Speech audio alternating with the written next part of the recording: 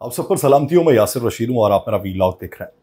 नाज़रीन, कल रात जो वाक़या पेश आया है, इस्लामाबाद हाई कोर्ट के चीफ जस्टिस आमिर फारूक के हुक्म पे इमरान खान का नाम जो है वो वजारत दाखिला से निकाला गया, यानी इमरान रियाज खान का, क्योंकि हुकूमत अदालत के सामने एग्जिट कंट्रोल लिस्ट का कोई जवाब नहीं रख सकी थी।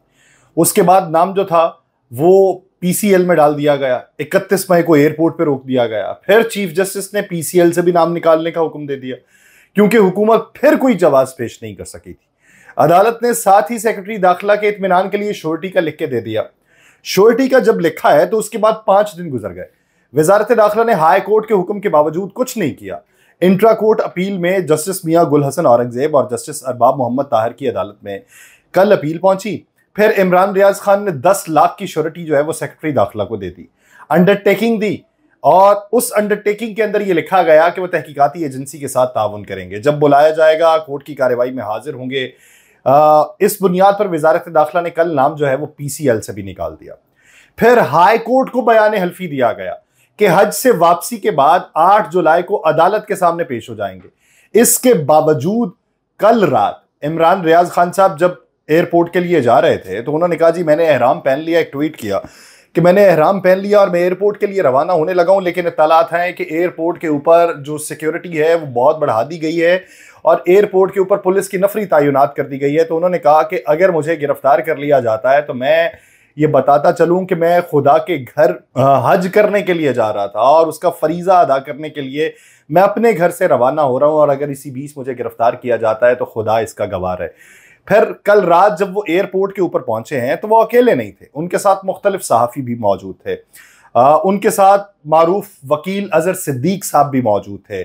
उनके अपने जो वकील हैं अली, वो भी उन्हीं के साथ मौजूद थे।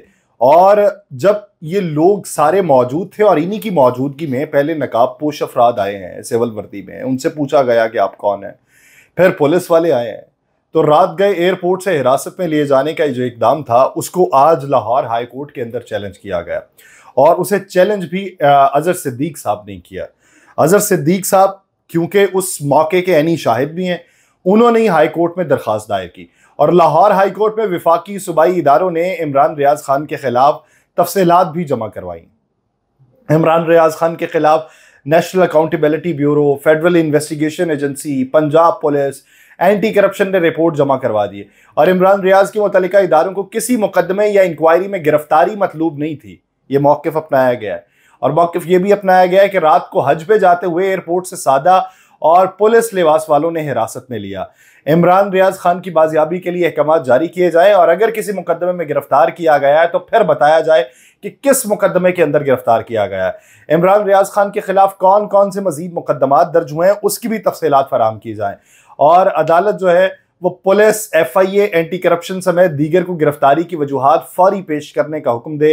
ये उस दरखास्त में इस्तदा की गई है। लेकिन सवाल ये बनता है कि जब आपकी इस्लामाबाद हाई कोर्ट, उसके जजेस साहिबान, उसके चीफ जस्टिस वो सारे अहकाम जारी कर दें, तो उसके बाद भी आप इस हद तक डरे हुए हों कि आप एक शख्स को बाहर जाने से रोक दें, और वो भी हज पर जाने से रोक दें।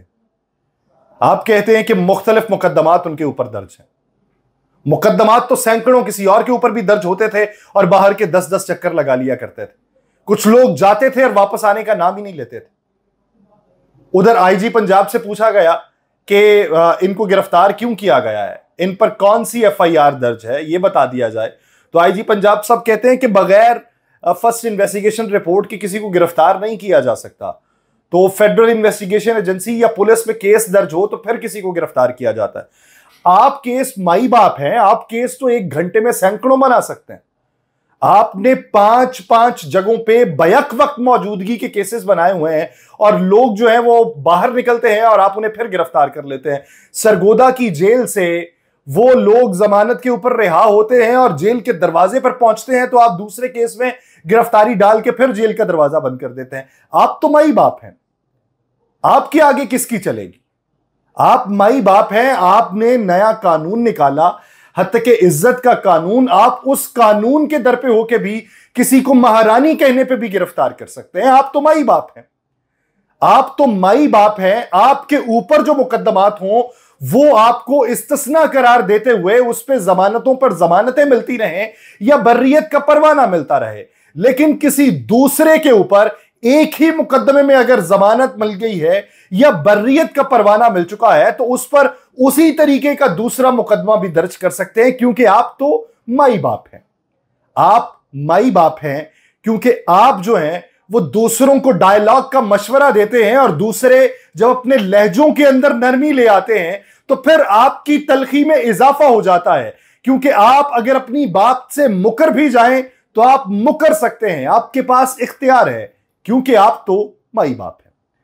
आप माई बाप हैं क्योंकि आप ही के मुताबिक 48% महंगाई 11% तक आ चुकी है और वो सिंगल डिजिट तक जाएगी, लेकिन हम अशियाए खुरनोश की खरीदारी अपने ऊपर भारी देख रहे हैं, लेकिन अपनी जबान से कुछ अल्फाज अदा नहीं कर सकते, क्योंकि आपने जो कहा वही सच है, क्योंकि आप तो माई बाप हैं। आपको बोलने वालों से डर लगने लगा,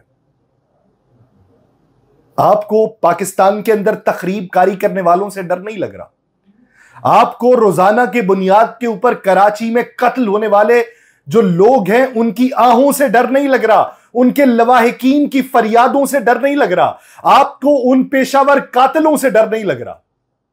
आपको डर लग रहा है तो आवाजों से लग रहा है।